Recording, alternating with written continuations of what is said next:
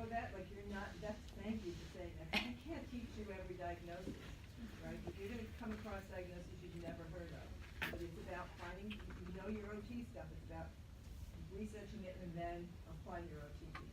Totally, yeah. And like first do no harm is Rana's thing she always says, and because obviously he has fragile bones, so like we couldn't do the normal stuff with him. But yes, she just was like, I don't know, but she just brought so much, just all of her information and her experience.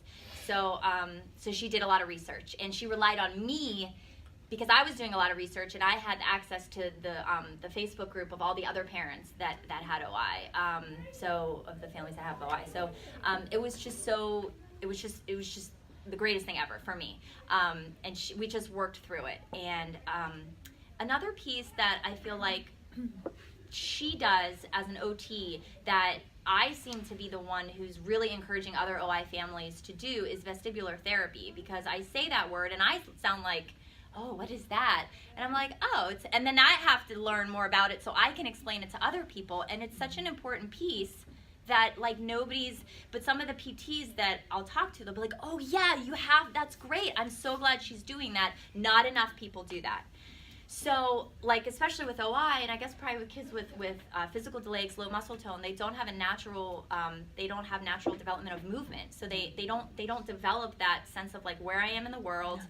And it's so, and like it all happened so naturally. I had 3 other kids that developed normally, so like I didn't even know that was a piece. So with kids with OI, they get ready to move and then they don't have a sense of balance. So then I started becoming really passionate about this, with swinging him and doing videos of my son to show other families like how to swing, like what to do. It's so simple. Even like my little 4-year-old, we swing her every time because she's crazy. Like she just wants that stimulation so bad. And then, you know, we get older and we get anxiety and we get stress and then we get dizzy and we're like, why am I dizzy? I can't ride that Kennywood ride. But it's like, you know what? It's because we stop moving. As we get older, we stop moving. We stop doing all of those things. So it's like, wow, everybody needs to do vestibular therapy. Like everybody says, oh no, I can't do that. That makes me dizzy. But it's like, no, you need to do that if that's what makes you dizzy. You need to do what it is that makes you, what makes you dizzy. So I feel like for me, this has just become such a huge passion of mine. That's not, so I would encourage you to like know that I feel like you're not just touching that child or that family, like you're touching their community. Like, you know, I feel like for me, like Rana, I just feel like we're soulmates. And I feel like obviously, and this is how I live my life, and I would love for people to you know, move towards this space. I know everybody can't do that, but you know, I believe that everything happens for a reason and that we're all here for a greater purpose, and that I know that all the stars were aligned 1,000 years ago for us all to be here right now and to do this incredible work that we're doing. And I just feel like there's this whole space of people like therapists that like just this energy that is like so brilliant and magnificent, and I just wish it for everybody.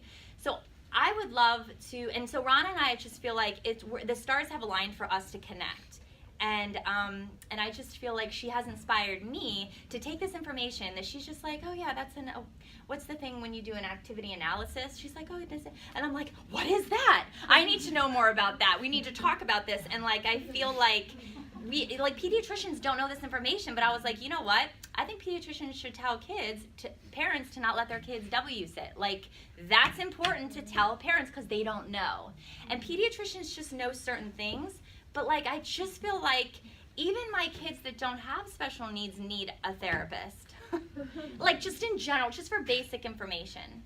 So I just feel like don't underestimate this information that you're learning, because it's so important, not just for the early intervention program, which I just can't even say enough about, that I wish the docs had talked to me about when I had received my diagnosis. Like, don't worry, like it's gonna be okay. Like, no matter what, it's gonna be okay, and that's out of their scope of practice, but that's okay.